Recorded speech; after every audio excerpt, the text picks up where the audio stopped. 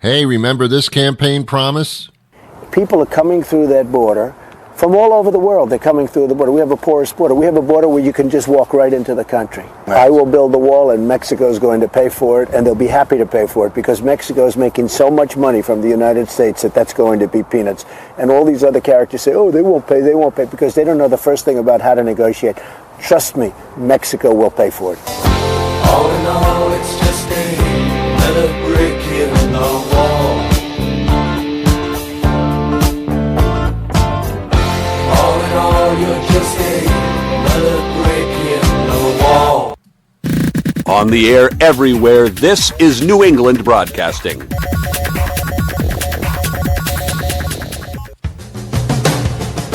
Good morning, good afternoon, good evening, good night. It's the Ron Van Dam Show. Hold on tight, things can get a bit weird, if you like that sort of thing.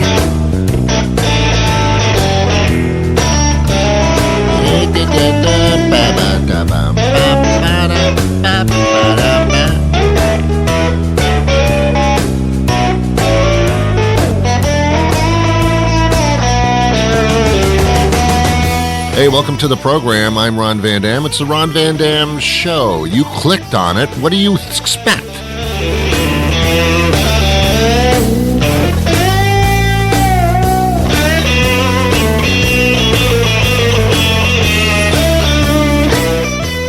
I mean, seriously, it's not like you clicked on this by mistake. Oh my God, I meant to buy to go to Amazon and buy the battery-powered weed whacker, but by mistake, I clicked on Van Dam Show. How did that happen?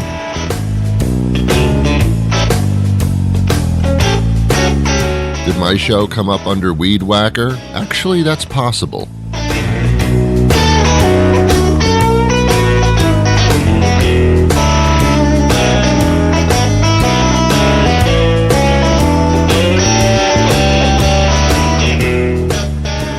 I really hate to bring up news from the past, but it just hit me today that this Trump thing with, I'm going to talk about Trump very, very shortly. I swear it's a very, very short thing. It's just important. It's just bothering me how much I'm lied to.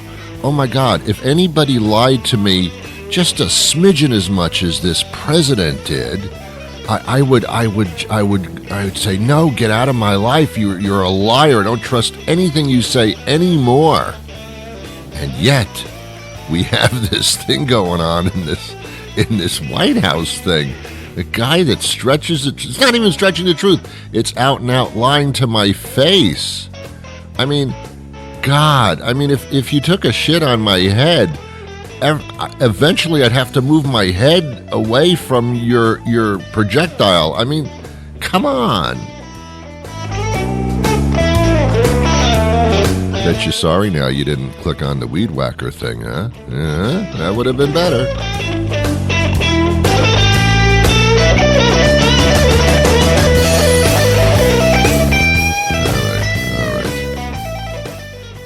The man lied to me, man. He said Mexico. And now I'm paying for the wall. I got a bill in the mail yesterday. I did. It was my electric bill and my gas bill and a bill from Donald Trump, a bill asking for me to pay for my portion of the wall. No, that's not what you said. I didn't agree to this. That was not under contract. You lied to me. You lied. And you're still lying. You're saying 60 miles of border wall has already been built. No, Don. 60 miles of that wall was already there. It was falling apart. It's just natural, and it's always been done to repair walls that are falling apart. You didn't build any new walls at all. Not an inch of it. You lying again, you lying sack of...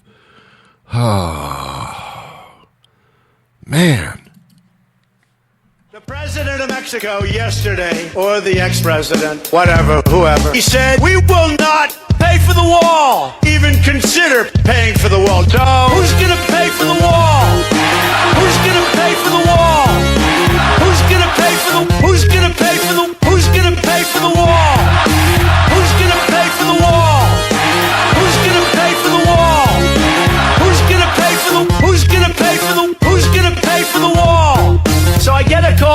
one of the reporters yesterday, and they said, the president of Mexico said they will not, under any circumstances, pay for the wall.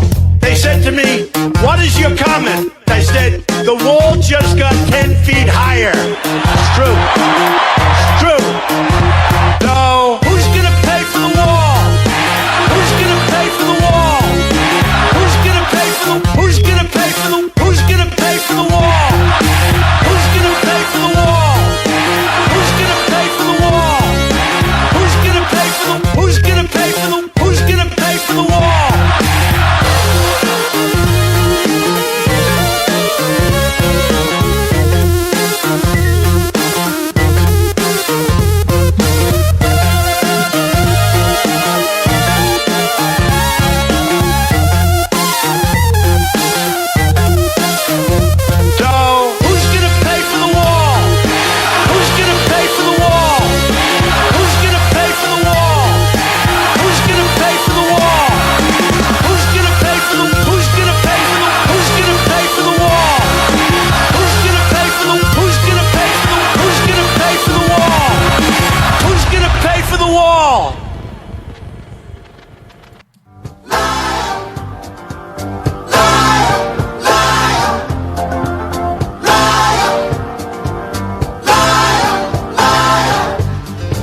Don't lie to me.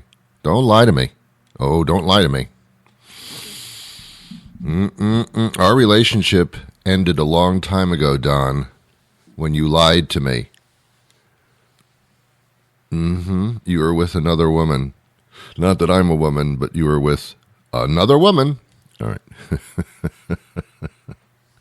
How are you, by the way? You are looking sweet today. Oh, my God. I've been doing this way too long. Something's wrong. Something's wrong. God. All right. Let's talk about me for a second. The more you know about me, the less you worry about yourself. That's the way I'm looking at it. If I appear to you to be abnormal, the only thing you can surmise is that you're normal and I'm abnormal. I'm doing this to make you feel good. When I was young, I've said this before, when I was young, every day I ate bologna sandwiches on Wonder Bread. Wonder Bread, oh my God. I know it came back, but I'm not a kid anymore. It doesn't work for me. Have to be a kid to like Wonder Bread. Builds 12 bodies, 16 ways. I don't even remember the logo. The jingle. I eat bologna every day. That just mound of congealed animal fat. I don't even know what bologna is. I think bologna is like a real thin slice of hot dog. I think that's what that is. Ate it every single day. It's a wonder I'm still alive. Ate it every day on Wonder Bread. No mayonnaise, no mustard, just simple, greasy, fatty bologna on Wonder Bread, which act as a sponge. That would be great. Only problem is I ate the sponge too, so it kind of doesn't work health-wise. Every day for like 20,000 years. Then I got older and I stopped eating that. I haven't really found anything that I'm crazy about until I went to a German restaurant in New Paltz, New York. Do you know where New Paltz, New York is? It's right over there. Look. No, here. Over here. Yeah, that's New Paltz. It's around the Poughkeepsie, New York area. Do you know where that? Look, forget it. Just forget it. Anyway, so I'm there, and I go to this German restaurant that apparently has been there for like 50 years. What restaurant lasts for 50 years? It's like a landmark in that area. So I go there, and on the menu, as an appetizer, they have creamed herring. Cream pickled herring. I don't know if you've ever had this before. It's herring that is pickled in a cream sauce. I don't know. So I ordered it, and I sat there, and I started eating it, and it was like, oh my God, this is wonderful. I didn't know fish could taste like this. So when I got back to the States, to my living area, I saw in the supermarket a jar of cream pickled herring, And I said, I'm buying this. I'm not even going to look at the price. You know, you look at the price of everything in a supermarket. I didn't even look at the prices. I just wanted that jar of cream pickled herring. Got home, ate the thing, had an orgasm. I'm sorry, I hate to be so prolific here, but I had one. And so now on a regular basis, and it's not because of the orgasm, I just love this cream pickled herring. I've had this every day for a week. I don't know why. Today, I got up in the morning, went right to the refrigerator, and opened up my jar of cream pickled herring. Took one bite and said to myself, all right, that's enough. All right, that's enough of this. I had no orgasm. What was the point, you know? Is there a food that you just like, you eat almost every day? Almost every day. It's a staple item of your being. Do you have a food like that? No? Just me? Okay. There you go. Now, do you feel more normal because I told you that story? You should. Someday I'm going to charge you for this. Right now, it's free. I get paid other ways for doing this, so I don't need your stinking money. But someday I will. And when that day comes, I hope that you're as generous with me as you are with many of the other charities that plead for your money. I know, it's no way to live.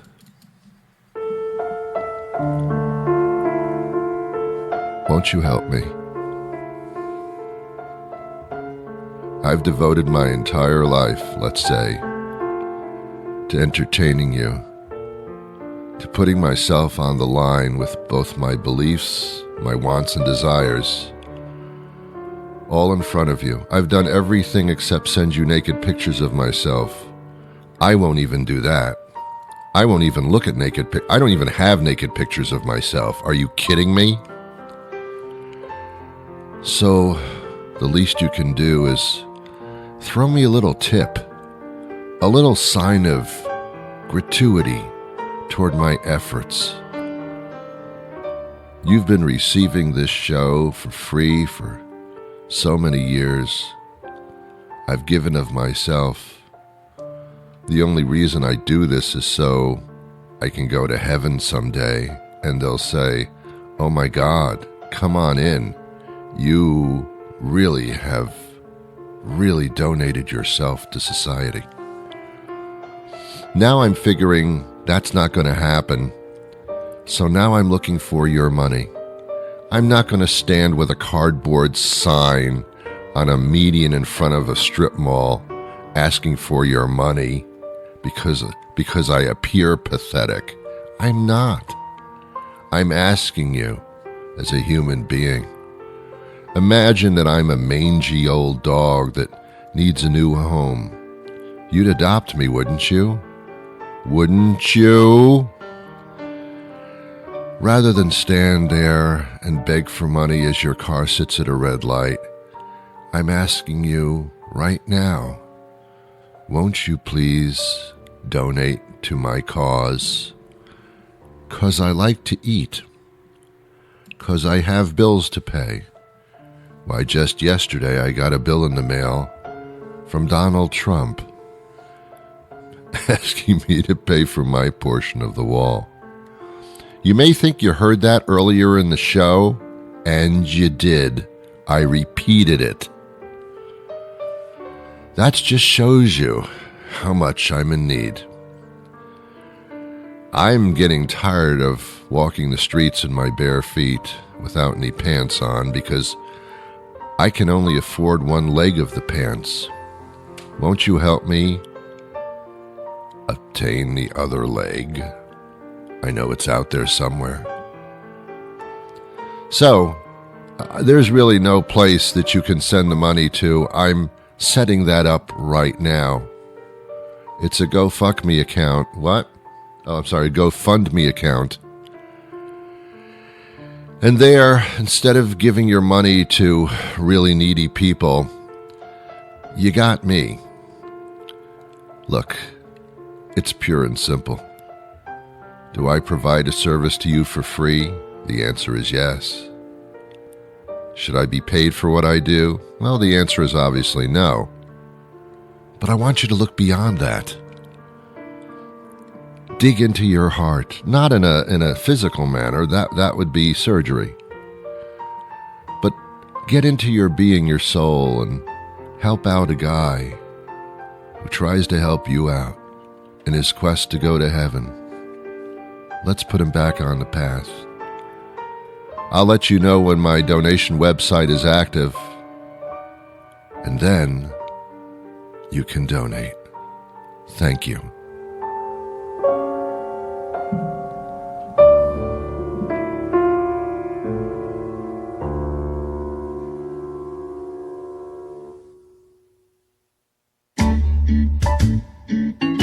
Do you throw boring parties? Do your guests stand about with tepid drinks in their hands, vapidly striving for anything interesting to say to anyone? Do they glance at their watches around 9 p.m. and say, "Oh, look at the time"? Your parties need something, and you know it. Your parties need me, Thompson St. Thomas, fancy bastard. For a gentlemanly, prearranged fee, I will arrive fashionably late to your party, bringing with me that dash of irresistible British charm and a soupçon of the joie de vivre of the French. Soon I'll have your guests regaled with stories of my vacation villa in Saint-Tropez, my zany youthful adventures in boys' school, and that one time I met the prince. Quite a story. For an extra fee, I could be the cheeky one, telling blue jokes and winking roguishly at all the girls. Got a piano? I've got a repertoire, because what English gent can't just sit down at the Ivories and knock out everything from a raucous pub tune to a bit of Gershwin? I know I can, because I'm Thompson St. Thomas, fancy bastard, and I'll see you at your next party. What time shall I arrive? Ooh, that sounded tempting. That sounded really tempting. I have a friend, well, let's start again. I know somebody whose son, the name is Paul James. That's his name.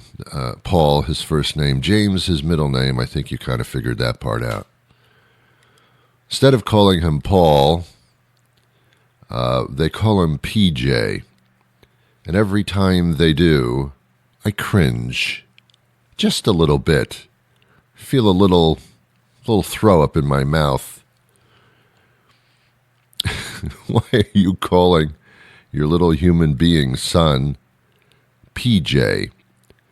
I don't understand people that call other people by their initials. It's just kind of lazy is what it is. I mean, the kid's name is Paul. You named him Paul, but you call him PJ. Isn't that short for pajamas? I don't know why we would even have to shorten up pajamas. It's not a lot of effort to say the word pajamas. But some people say, "Oh, I don't have time to say pajamas. It's time to go to bed and put my pajamas on. Oh, it took so long to say pajamas." I'll say PJs. Why? Are you trying to be cute or something? Do you think that when you say PJs instead of pajamas, you're being especially cute? Oh, isn't that person amazing? Calling pajamas PJs. Why, that's so imaginative. All right, putting that aside, and I care not to really, why is Paul being called PJ? Why are we bringing his middle name into it? Let me tell you something. I don't understand middle names. They're never used unless you're in trouble. Paul, I really love you. Paul, James, you get over here. Yeah, it's not good. If anybody calls you by their full name, it's not good. I've talked about that before on the show with young Tori here. You know, his name's Paul, not PJ. It's your son. Why are you tagging some type of initial to your own son? If you want to, what's with middle names? We don't have enough to do with just trying to get out the first part of the name. We got to throw in a second name in there. Do you know why people give their kids middle names? Do you know why? It's because they couldn't make a decision as to what their name should be. I want to call him Paul. I want to call him James. I want to call him Paul. I want to call him James. Look, I don't want this to end in a divorce. We're going to call him Paul. We're going to call him James. How about this? How about both? What? Paul James. Huh. How about James Paul? No, look, don't do that. Let's just negotiate Paul James and call it a day. Oh, all right. That's how it happens. That's my little theater performance there, which was extraordinarily accurate, is an indication of how that actually comes to pass. You know it. I know it. Anyway, PJ. I can't, stupid. PJ, BJ. What's with this J thing? Everything's initials. Come on. Get out of here. You're not cute, by the way. Let me just tell you something. You're not cute. You're not as cute as you think you are. You're not cute. The person that thinks they're the cutest is Rachel Ray, that chef lady there, who actually was just demonstrating cookware in a department store. That's how she got her start. She ended up being a chef somehow. She annoys me more than anybody. I mean, you know, a fine animated. She's over animated, is what it is. It's like you're not normal. You're overdone. You've been in the oven way too long. You're overdoing it, honey. Bring it down like 25 notches, and you might be close to normal. Well, she calls, instead of saying that something is delicious, she says it's delish. That's cute, right? You're being very cute. How is that sandwich? It was delish. Do you not understand that you only said part of the word? I mean, what's the problem here? What's wrong with you? Is that like a thing? She's got a dog food called Nutrish. Not nutritional, Nutrish. She's making up words, is what she's doing. That's not, to me, that's not cute. Spending 5 minutes with that lady would someone would get hurt, is my point. And I don't think Trump is going to extend me a pardon, although he does to everybody else. He won't do it to me, that's for sure. That's for damn sure. That's for damn sure. All right. We have an interesting guest today. If you have a child, especially a child named PJ, you will appreciate this. She has done much traveling in her life, not necessarily by choice, ladies and gentlemen. And she's extending the idea of adventure and travel and knowledge to children. So an interesting children's book that she's authored. We will speak to her, and you shall enjoy it right after this.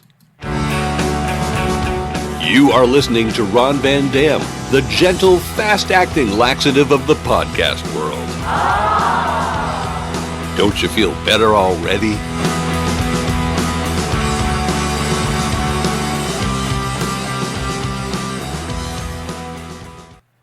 Author Nadine Thomas joins us now. She's written a very interesting book called Grandma's Magic Box. She's very well traveled and is bringing some of these travel notes and adventures to kids all over. Tell me about Grandma's Magic Box. Well, it's a chapter book, which I've heard from children is one of their favorites because it makes them feel grown up to read a chapter book. Mm-hmm. And each chapter stands alone. You don't have to go to the next chapter. Like on a serial or anything. And it's all about adventure and mystery. And I hope somewhere in there's a little lesson to be learned. Now, this is a compilation of your actual adventures or based upon them? Well, in a way, yes. I'll say I've been to most of those places I actually have been, but sometimes just as a traveler, so I really didn't live in all of them. But I did live in Hawaii, and I lived in Japan. So I really, felt very comfortable when I mentioned those two. Sure. The other ones were somewhat made up a little bit. Yeah. That's what a book is supposed to do, sure. right? Yeah, absolutely. Yeah. Thank you. Well, of course it is. So things they're based on. Well, you can only write about what you've been through, or what you know, or what you can imagine. So that certainly works. Now you're a grandma yourself, I would assume. I'm a grandma. I have 3 grandchildren. Right. They're grown up now. Yeah. They're like 28, 26, and 22. Yeah. Now, you were a teacher for much of your life, and that certainly lends itself to your connection with kids, I would assume. Yes, it was a surprise to me. I was a pre-med major in college, but being a teacher, when you move around constantly, was a fairly simple job to get, and I found out I loved it. I taught the 5th grade in Idaho Falls, Idaho, and fell in love with 50 wonderful children. I taught at a boys' Catholic high school in Arlington, Virginia, and loved every boy in the class. They were wonderful. They gave me so many fun stories. The only sad part was at the end of a year, I moved, so I had to lose those children. That's a very interesting life that you had. I know you were both married, and as part of your parental structure was to move a lot. That's true, yes. The Navy was very pleased with having me move. I had no idea why. I used to question it. Maybe they didn't want you to be in one place too long, because that may not work out. Okay. They assumed that. They wanted to, spread me around, I guess. I don't know. There's an interesting point here that came with my notes, that you were actually related to Attila the Hun? Yes, my grandfather told me when I was quite small, I was a direct descendant of Attila the Hun. Wow.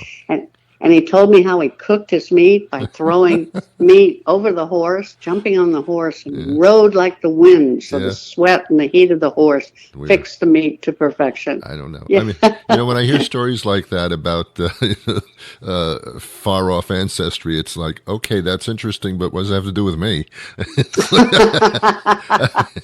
Oh, that's funny. Yeah. Well, I really enjoyed the history of Attila, I must say, probably because of what my grandfather said. But he had 75 children, I've read. So I kind of think almost everyone in Germany is probably a direct descendant. Yeah, well, you fell a little short of 75 children, I assume. Okay. Absolutely. Oh, my goodness. Yeah. What is the age group that the book targets? I think probably I'd say 4 to 8, 4 to 9, maybe something like that. I think the 7, 8, 9-year-olds would enjoy reading it themselves, and I really hope that it kind of tells them that people all over the world and they feel things just like we do. Yes. I mean, they might speak with an accent. Right. They might say, bless your little heart. Yep. But they're really wonderful, warm people. And that's probably the biggest lesson I'd like to give them. Right. Even if they come from Mexico, that's a little dig on Trump. Okay. Yeah. No, I mean, it's, it's great to expand a child's mind and sense of adventure, and I think that's what you're doing here. Yes, that's what I wanted to do. Yes, and I added the mystery to just kind of entertain them. So I hoped it did. Maybe education I threw in just a little, but mostly I wanted to have them meet people from different parts of our country as well as the world, and at the same time maybe learn something. Yeah. Just for a second, just to get into travel, because you've traveled so extensively, it's always interesting to me that when most people travel and go on vacation, they're seeing the tourist spots and stay in a hotel, then they get back on the plane, which is wonderful for a vacation. But I don't think you're really picking up on what it's like in these different countries, how people live and how they enjoy and how they breathe. Absolutely. No, you miss so much when you're part of a tour, and what you get when you're part of the tour is what the tour guide's interested in, which makes sense. I would do the same thing, but you do miss a lot. You miss, just meeting the man on the street and talking to him. And that's what, in my stories, that's actually who they meet. Good. Is the person who lives there and, works there, whatever. Yeah. Okay. One more quick point here. You're a grandma, and you say that there should be ways that the grandparents can hook up with the grandkids. Oh, well, we have that wonderful thing that didn't exist always, and that's called email. Yeah. I mean, that's a wonderful way to connect to grandchildren. Yeah. They love to get email, and they answer. I'm not even sure they would answer if I wrote them a letter. No, they wouldn't know how. They don't know how to write. They don't know how to write anything. Oh, that's right. Yes. Cursive is out. No cursive. Sorry. And if you sign your name, and now it's in print. Okay. I know. Yeah. Oh, that's so sad. It is sad. I think it's sad because I spent most of my years in school trying to learn that. So it's kind of weird. It's Grandma's Magic Box. How do we? First of all, how do we contact you? How do we find out more about you? Well, I have a website, NadineGayThomas.com, and I also have an email that's NadineThomas217@gmail.com. Great. And it's Grandma's Magic Box. You just Google that, and you'll find it all over the place. And as the holidays are upon us, this is a nice little connection kind of purchase, too, I think. Yes. Nadine, thank you so much for your time today. It's been a pleasure speaking to you. Well, it was nice to meet you, Ron, and I hope you have half of a great life that I've had. I mean, okay. I've been so lucky. Yes, you have. Okay. Thank you so much. Bye-bye. Bye-bye. You, once again, have been really wonderful and patient. You really have been. I've put it out all on the table for you there. I'll be back again tomorrow with another show. I hope you join me then. I really do hope. I don't spend the whole day hoping, just now, that's all. But join me again tomorrow. We'll have some fun. Until then, well, you're paying for that wall, man. You are paying for the wall. I know. You're paying, man.